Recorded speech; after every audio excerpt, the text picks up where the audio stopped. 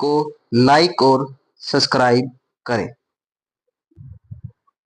भारत भौतिक पर्यावरण वाली बुक से हमारा दूसरा अध्याय है संरचना तथा भू आकृति विज्ञान। इस अध्याय में हम पढ़ेंगे कि हमारे भारत देश की संरचना किस प्रकार की है, कैसा बना है, भारत देश किस प्रकार की भूमि है, इसके बारे में हम अध्ययन करेंगे।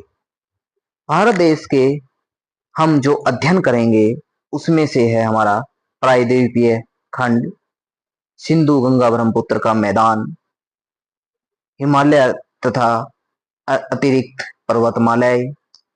मोटे तौर पर भारत को निम्नलिखित भू आकृतियों में बांटा जा सकता है। जो आकृतियां हैं: उत्तर तथा उत्तर पूर्वी पर्वतमाला, उत्तरी भारत का मैदान, प्रायद्वीपीय पठार, भारतीय मरुस्थल, तटीय मैदान और द्वीप समूह।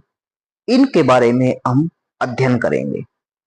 आपको जो ये चित्र दिखाए गए हैं, इन चित्रों को भी आपने ध्यानपूर्वक देखना है।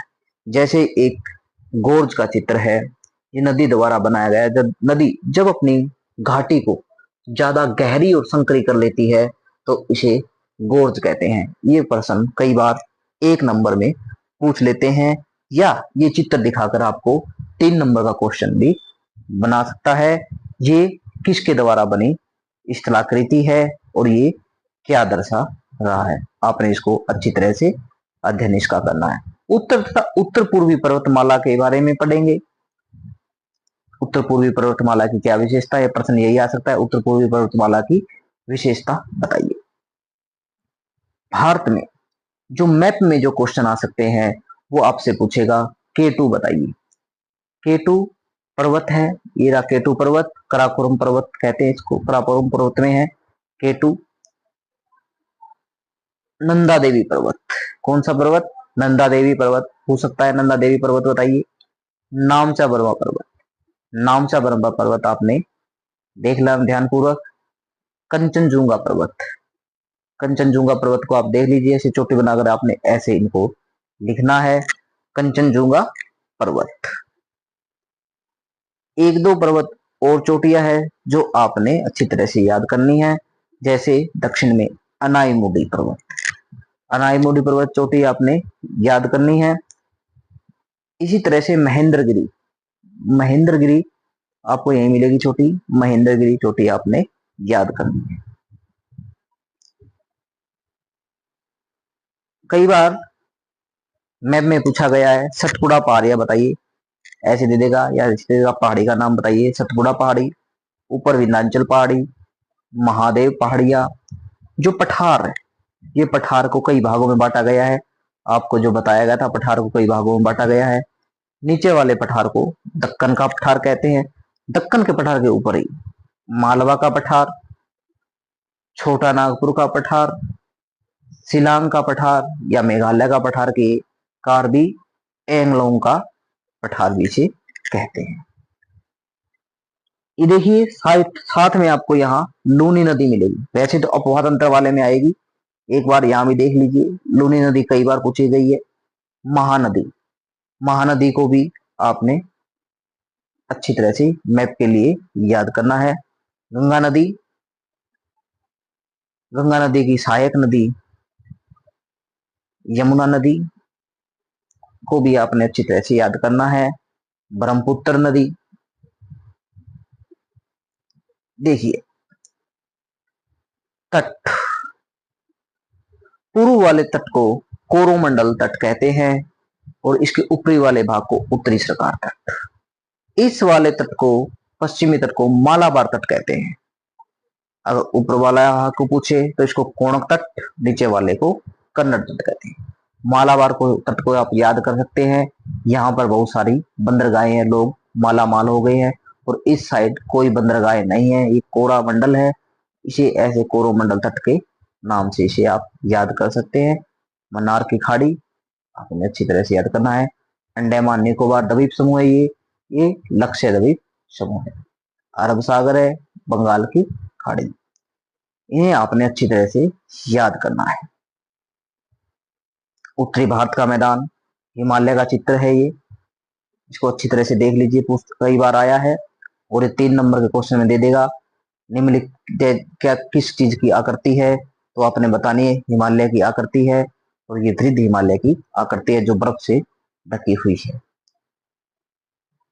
उत्तरी भारत का मैदान, ये चित्र देख लीजिए, उत्तरी भारत का मैदान का चित्र है। उत्तरी भारत के मैदान की विशेषताएं आपसे पूछेगा तो उसका अध्ययन हम नोट्स के माध्यम से करेंगे। प्रायद्वीपीय पठार, प्रायद्वीपीय पठार के बारे में क्वेश्चन आए ही आएगा। प्रायद्वीपीय पठार क्या है, प्रायद्वीपीय पठार की विशेषता बताइए। प्रायद्वीपीय पठार को 3 भागों में बांटा गया है, दक्कन का पठार, मध्य उच्च भूमि और उत्तर पूर्वी पठार, जिसमें कार्बी एंगलांग का पठार या शिलांग का पठार आएगा। दक्कन का पठार में पूर्वी घाट और पश्चिमी घाट पर्वत आएंगे जो हमें याद करने हैं। इस अध्याय में हम भारतीय मरुस्थल के बारे में हमें अध्ययन करेंगे। इस चित्र को ध्यानपूर्वक देख लीजिए, किस चीज का चित्र है, ये भारतीय मरुस्थल का चित्र है, और ये टिब्बे है, अनुदैर्घ्य टिब्बे है। ये अनुदैर्घ्य टिब्बे पवन के द्वारा बनाए गई आकृति है। प्रश्न में यही पूछेगा, ये आकृतियां किसके द्वारा बनाई गई है, ये पवन के द्वारा बनाई गई आकृति और भारतीय मरुस्थल का चित्र है। ये चित्र हमारा तटीय मैदान का है, जो तट के साथ हमारे जो लगते मैदान है इसको तटीय मैदान कहते हैं। ये पूर्वी तटीय मैदान, ये पश्चिमी तटीय मैदान, और ये तटीय मैदान का चित्र है। आप पेड़ को देखकर अंदाजा लगा सकते हैं कि ये पश्चिम तटीय मैदान है हमारे। फिर द्वीप, भारत में बंगाल की खाड़ी में द्वीप और अरब सागर में द्वीप है। इन द्वीपों के बारे में हम अध्ययन करेंगे, आपने अध्ययन इसका पढ़ना है। इसमें 5 ही क्वेश्चन बनेंगे। मेन इंपोर्टेंट क्वेश्चन पूर्वी घाट और पश्चिमी घाट है, और पश्चिमी तटीय मैदान और पूर्वी तटीय मैदान में अंतर स्पष्ट कीजिए। प्रायद्वीपीय पठार की विशेषताएं बताइए। ये आपने क्वेश्चन करने हैं, और इन क्वेश्चनों को हम नोट्स के माध्यम से अभी करेंगे। चित्र देख लीजिए, ये एक द्वीप का चित्र है। प्रश्न में ये भी आएगा कि ये किस चीज का चित्र है, ये एक द्वीप का चित्र है, आ सकता है।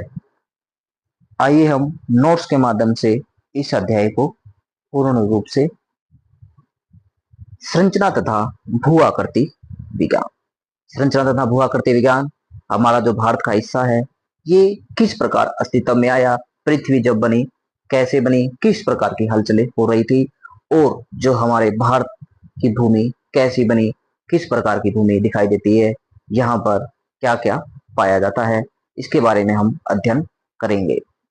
देखिए, पृथ्वी की वर्तमान आयु अनुमानित लगभग 40 करोड़ है या 4.6 अरब वर्ष कहिए। इतने लंबे समय में पृथ्वी के अंदर बाहरी बलों से या आंतरिक बाहरी बहिर्जात कहिए, आंतरिक अंतर्जनिक बल होते हैं, बदलाव हुए। इन बलों के कारण पृथ्वी के धरातलीय और अधस्तलीय आकृतियों का निर्माण हुआ।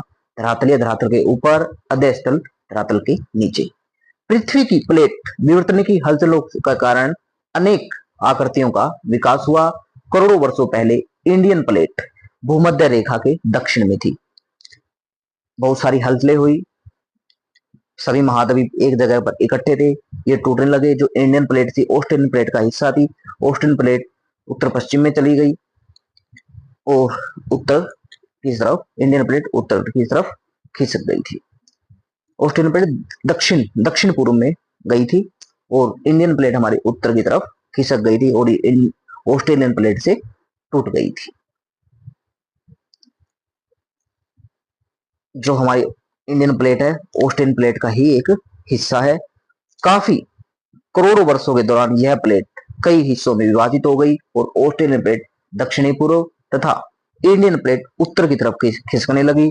इंडियन प्लेट का खिसकना अभी भी जारी है, कायम है, अभी भी ये खिसक रही है। इसका भारतीय उपमहाद्वीप के भौतिक पर्यावरण पर विशेष प्रभाव है। जो प्लेटें खिसक रही है इसका हमारे भौतिक पर्यावरण पर बहुत प्रभाव है। भारतीय उपमहाद्वीप की वर्तमान भूवैज्ञानिक संरचना तथा इसकी क्रियाशील भू आकृतिक प्रक्रम मुख्यतः अंतर्जात बलों व प्लेट अक्षेय संचलन की अतिक्रिया के फलस्वरूप अस्तित्व में आए।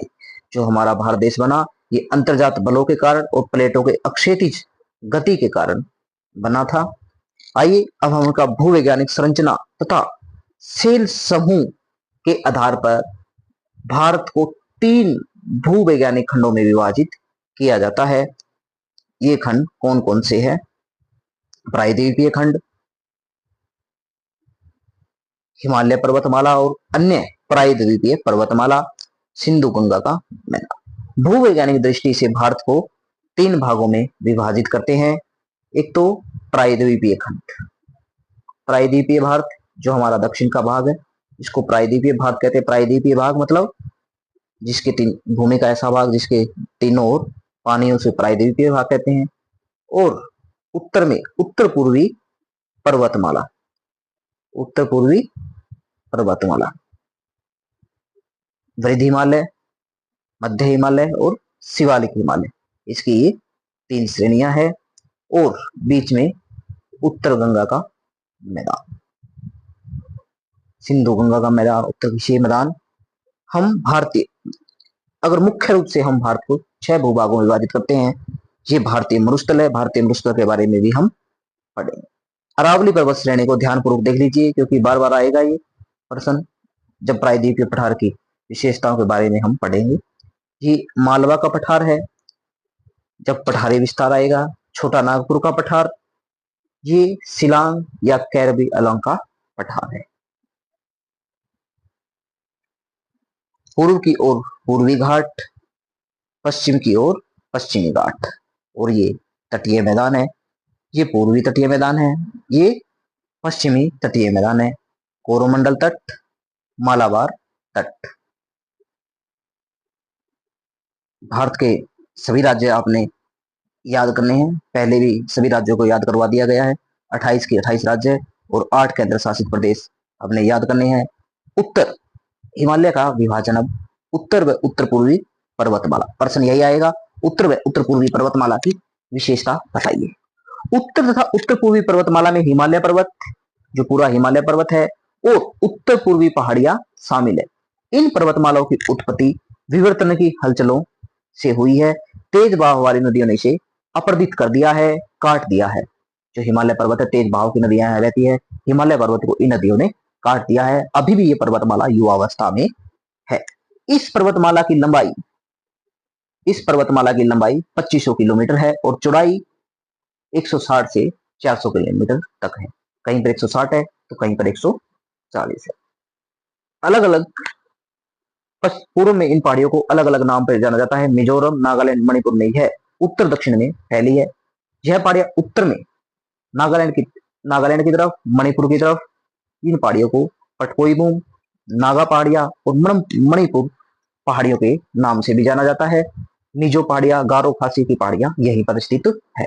हिमालय पर्वत की समानांतर रूप से फैली हुई 3 श्रेणियां हैं, वृद्ध हिमालय, मध्य हिमालय और शिवालिक हिमालय या लघु हिमालय। 3 श्रेणियां, वृद्ध हिमालय जिसे केंद्रीय अक्षीय श्रेणी कहते हैं, मध्य हिमालय, लघु हिमालय, शिवालिक श्रेणी। इस चित्र को ध्यानपूर्वक देख लीजिए, ये हिमालय का चित्र है, पहले भी आपको बताया गया था। ये क्वेश्चन आ सकता है 1 नंबर में या 3 नंबर में भी आपसे पूछा जाएगा। उत्तरी मैदान, भारत के उत्तर में बहने वाली नदियां अपने मुहाने पर बड़े डेल्टे का निर्माण करती है। जो उत्तर भारत की नदियां हैं, जो उत्तर भारत की नदियां बहती है, वो बड़े बड़े डेल्टाओं का निर्माण करती है, जैसे सुंदरबन का डेल्टा। उत्तरी मैदान एक समतल जलोढ़ मिट्टी से बने मैदान है। नदियों के द्वारा जो मिट्टी लाई जाती है उसे जलोढ़ मिट्टी कहते हैं, और ये मैदान इन्हीं से बना है।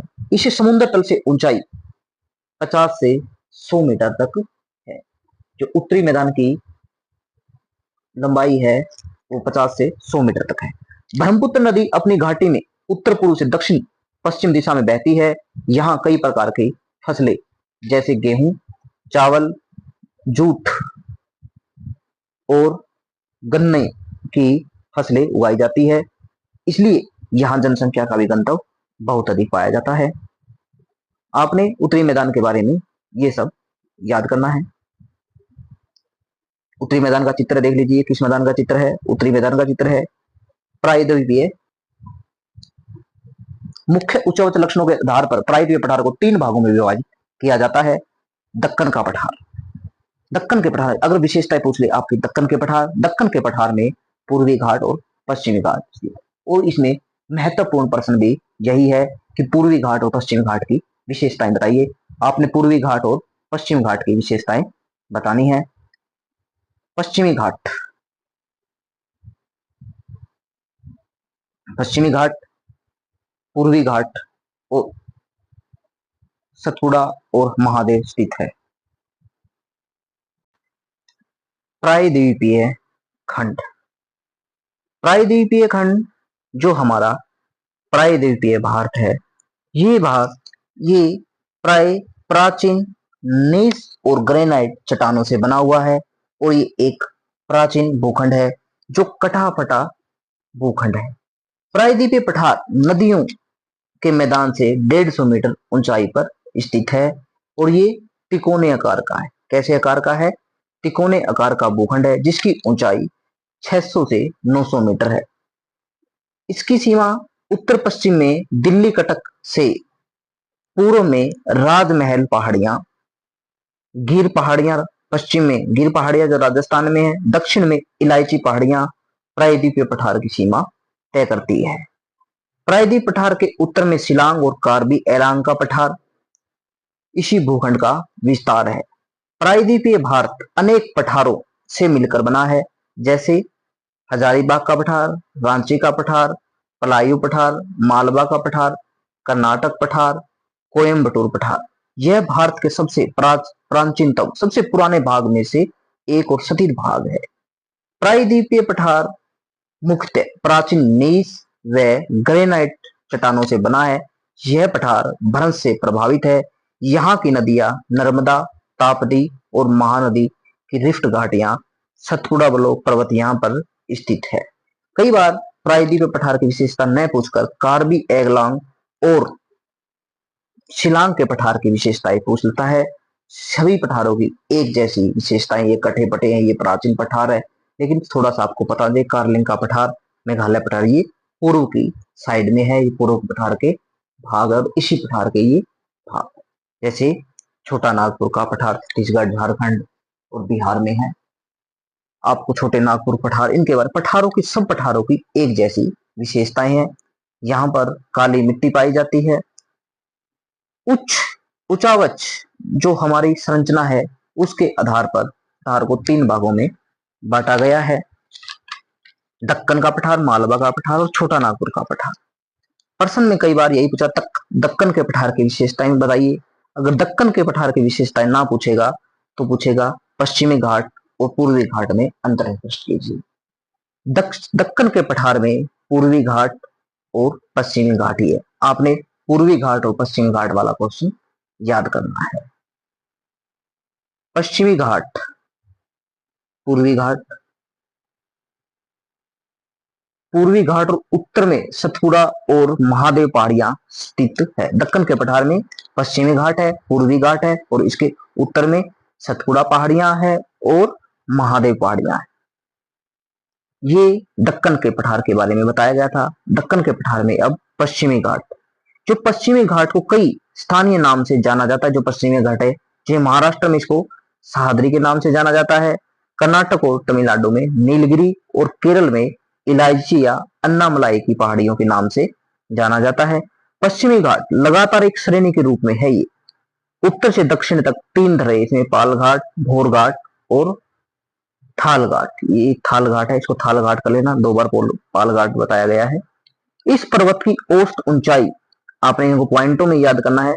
अगर 5 नंबर का प्रश्न आए तो 3 3 4 4 पॉइंट दोनों के लिख देने हैं। इस पर्वत की औसत ऊंचाई लगभग 1500 मीटर है। प्रायद्वीपीय पठार की सबसे ऊंची चोटी या पश्चिमी घाट की सबसे ऊंची चोटी अनाई अन्नामलाई पहाड़ियों में स्थित अनाई मुडी है, लिख लेना अनाई मुडी। अब पूर्वी घाट दक्कन पठार की पूर्वी सीमा पर, पूर्व की साइड पूर्वी घाट महानदी की घाटी से लेकर दक्षिण में नीलगिरी तक, महानदी की पहाड़ी, जो नक्श नीलगिरी, दोनों पठार यहाँ आकर पूर्वी घाट और पश्चिमी घाट यहाँ आकर नीलगिरी की पहाड़ियों में मिल जाते हैं। पूर्वी घाट की मुख्य श्रेणियां जावेदी पहाड़ियां, पालगोंडा पहाड़ियां, नल्लामलाई पहाड़ियां और महेंद्रगिरी है। यहाँ की सबसे ऊंची चोटी महेंद्रगिरी। पूर्वी घाट की श्रेणी लगातार नहीं, कई बड़ी नदियों ने इन्हें काट कर अपने मार्ग बना दिए है। यहाँ पर कई नदियां आई है, गोदावरी, कृष्णा, कावेरी, इन नदियों ने इसको काट दिया है और ये लगातार श्रेणी नहीं है। इस पर्वत की औसत ऊंचाई 600 मीटर है, वो ज्यादा ऊंची है, ये थोड़े कम ऊंचाई वाले। नदियों द्वारा अपरदित होने के कारण यह कटी पटी श्रेणी है। पूर्वी घाट और पश्चिमी घाट के पर्वत नीलगिरी पहाड़ियों में आपस में आकर मिल जाते हैं। ये पश्चिमी घाट और पूर्वी घाट के बारे में आपने याद करना था। ये प्रायद्वीपीय पठार का एक चित्र है, इसको आपने ध्यानपूर्वक देख लेना है। अब भारतीय मरुस्थल के बारे में पढ़ते हैं। भारतीय मरुस्थल की विशेषताएं, कई बार क्वेश्चन आया भारतीय मरुस्थल की विशेषताएं बताइए, आपने प्रश्न यही याद करना है। भारतीय मरुस्थल अरावली पहाड़ियों में से उत्तर पूर्व में स्थित है। यह एक उबड़ खाबड़ धरातल है जिस पर बहुत सारे रेतीले अनुदैर्घ्य रेतीले टिब्बे पाए जाते हैं। यहाँ वार्षिक वर्षा 150 मीटर से कम होती है, इसलिए यह एक वनस्पति रहित शुष्क क्षेत्र बन गया है। यह माना जाता है कि मेसोजोइक, इसको मेसोजोइक कर लीजिए, मेसोजोइक काल में यह एक समुद्र का हिस्सा था। जहां पर राजस्थान है, रेगिस्तान है, मेसोजोइक काल में यह समुद्र था, पानी था। यहाँ की प्रमुख स्थलाकृतियां रेतीले टिब्बे, छत्रक, मरु उद्यान। यहाँ की प्रमुख नदी लूनी नदी है। वर्षा कम होने के कारण यहाँ जल की कमी है। ये प्रश्न आपने याद करना है भारतीय मरुस्थल के बारे में। ये चित्र देख लीजिए, ये अनुदैर्घ्य टिब्बे है, ये कौन के द्वारा बन जाते हैं, इन्हें तटीय मैदान। अगला क्वेश्चन हमारा तटीय मैदान है। प्रश्न बहुत बार आया है, पूर्वी तटीय मैदान और पश्चिमी तटीय मैदानों की विशेषता। तटीय मैदान जो मैदान बने, इनके मैदान घाट अलग है और मैदान अलग है, आपने इनके बारे में पढ़ना है। तटीय मैदानों को दो भागों में विभाजित किया जाता है, पश्चिमी तटीय मैदान और पूर्व तटीय मैदान। पश्चिमी तटीय मैदान जलमग्न तटीय मैदानों के उदाहरण है। यह मैदान मध्य भाग में संकीर्ण मतलब पतले होते जाते हैं, संकीर्ण उत्तर और दक्षिण में चौड़े जाते हैं। मध्य में तो ये संकीर्ण है, लेकिन उत्तर और दक्षिण में ये थोड़े से चौड़े हो जाते हैं। और इनकी औसतम, इसको पोस्ट है, औसतम कर लीजिए, औसतम चौड़ाई 64 किलोमीटर है। यह मैदान अधिक कटे फटे हैं, जिस कारण यहाँ पतनों एवं बंदरगाहों का विकास है। दक्षिण में सबसे ज्यादा बंदरगाह आपने देखा होगा, अनुकूल है। इसे उत्तर में गोवा तक कोणक तट, इसे कोणक तट कर लीजिए, ये कोणक तट है। दक्षिण में केरल तक मालाबार तट कहते हैं। इस मैदान में बहने वाली नदियां डेल्टा नहीं बनाती, ये नदी डेल्टा नहीं बनाती, ये एस्चुरी बनाती है। पूर्वी तटीय मैदान, जो पूर्व की साइड मैदान है, उनको पूर्वी तटीय मैदान कहते हैं। पश्चिमी तटीय मैदान की तुलना में पूर्वी तटीय मैदान ज्यादा चौड़े हैं। यह 80 से 100 किलोमीटर तक चौड़े हैं। यहाँ बहने वाली नदियां डेल्टा बनाती है। कृष्णा, सभी नदियां, यमुना, ब्रह्मपुत्र, ये सभी नदियां क्या बनाती है, डेल्टा बनाती है। यह बंदरगाह कम है। इसे उत्तर में उत्तरी सरकार तथा दक्षिण में कोरोमंडल कहते हैं। उत्तर में इसको उड़ीसा तट तक उत्तरी सरकार और नीचे इसको कोरोमंडल तट कहते हैं। मैप में आएगा भरने के लिए, पूछेगा आपसे कौन सा कोरोमंडल तट है, या दे देगा ऐसे तट बताइए, या ऐसे दे देगा तट, या पूछ लेगा कि ये कौन सा तट है। आपको अगर पता होगा ये कोरोमंडल तट है, ये मालाबार तट है, आप बता देंगे इसे। ये तटीय मैदानों का चित्र है, इसे देख लीजिए। लास्ट की जो हमारी आकृति है वो है द्वीप समूह। जो हमारी संरचना है, द्वीप समूह बचते हैं हमारे। द्वीप समूह है बंगाल की खाड़ी में अंडमान निकोबार द्वीप समूह, और अरब सागर में हमारे लक्षद्वीप और मिनिकॉय द्वीप है। भारत में मुख्य द्वीप समूह एक बंगाल की खाड़ी में है और दूसरा अरब सागर में स्थित है। बंगाल की खाड़ी के अंतर पूछ लेता है, दोनों अंतर बताइए, बंगाल की खाड़ी के द्वीपों में अंतर और अरब सागर के द्वीपों में अंतर। बंगाल की खाड़ी में लगभग 572 द्वीप है। ये द्वीप 6 डिग्री, जो हमारा 6 डिग्री से शुरू होते हैं, जैसे अक्षांश रेखा है ना, 6 डिग्री उत्तर से 14 डिग्री तक है। और इसका देशांतरीय विस्तार 92 डिग्री पूर्व से 94 डिग्री पूर्व के बीच स्थित है। इसके उत्तर में अंडमान जो द्वीप है, ये उत्तर वाले को अंडमान और दक्षिण वाले को निकोबार द्वीप समूह कहते हैं। इन द्वीप समूहों को, अंडमान और निकोबार को 10 डिग्री चैनल अलग करता है। छोटे क्वेश्चनों में पूछा जाता है कौन सा चैनल अलग करता है इसको, 10 डिग्री। यह जलमग्न पर्वतीय भाग, जो ये द्वीप बने हुए हैं, ये क्या है, पर्वतों के भाग है। और कुछ छोटे द्वीपों की उत्पत्ति ज्वालामुखी से है। कुछ पर्वतों के भाग है तो यहाँ ज्वालामुखियों के ये भाग है। यहाँ पर बेरन द्वीप यहाँ का एक जीवित ज्वालामुखी और नारकोंडम प्रसुप्त ज्वालामुखी है। तो आपने इसे अच्छी तरह से रखना। अरब सागर के द्वीप, अरब सागर के द्वीपों में लक्षद्वीप और मिनिकॉय द्वीप शामिल है। यह द्वीप 8 डिग्री उत्तर से 12 डिग्री तथा 71 डिग्री पूर्व से, ये पूर्वी देशांतर है, और वो हमारा अक्षांश था 74 डिग्री पूर्व के बीच बिखरे हुए है। ये प्रवाल से बने द्वीप है जो अंडमान निकोबार द्वीपों पर्वतीय क्षेत्रों के भाग है और ज्वालामुखी से बने, लेकिन ये प्रवाल से बने द्वीप है। प्रवाल क्या होता है? जीव होता है जो समुद्रों में पाया जाता है। आपने देखा होगा सिप पीछे जैसे निकलता है, वो जीव मर जाता है, फिर उसके ऊपर और जीव, ऊपर उसके और जीव जीव जीव ऐसे मरते मरते मरते ये प्रवाल द्वीप समुद्र से बाहर आ जाते हैं और द्वीप बन जाता है। इसे प्रवाल द्वीप कहते हैं। इन द्वीपों में से सिर्फ 11 पर ही क्या है, मानव बसाव पाया जाता है, बाकी पर वैसे ही वीरान और छोटे द्वीप है। ये मिनिकॉय और लक्षद्वीप को 11 डिग्री चैनल अलग करता है, जैसे उसको 10 डिग्री चैनल अलग कर रहा था। ये देख लीजिए एक द्वीप का चित्र है, ये भी क्वेश्चन में आ सकता है। ये किसका चित्र है? ये एक द्वीप का चित्र है। इसी तरह से आपने इस अध्याय को एक एक करके अच्छी तरह से याद करना है। इसमें 5 ही क्वेश्चन बनेंगे। उत्तर पूर्वी पर्वतमाला की विशेषताएं बताइए, और भारतीय मरुस्थल की विशेषताएं बताइए, प्रायद्वीपीय पठार की विशेषता। प्रायद्वीपीय पठार में आपसे दक्कन का पठार पूछ ले, या पूर्वी घाट या पश्चिमी घाट पूछ सकता है। पश्चिमी तटीय मैदान और पूर्वी तटीय मैदान में अंतर बताइए, और द्वीपों में अंतर बताइए। यही क्वेश्चन बनेंगे, यही आपने याद करना है, और जो मैप बताया गया है उसी मैप में से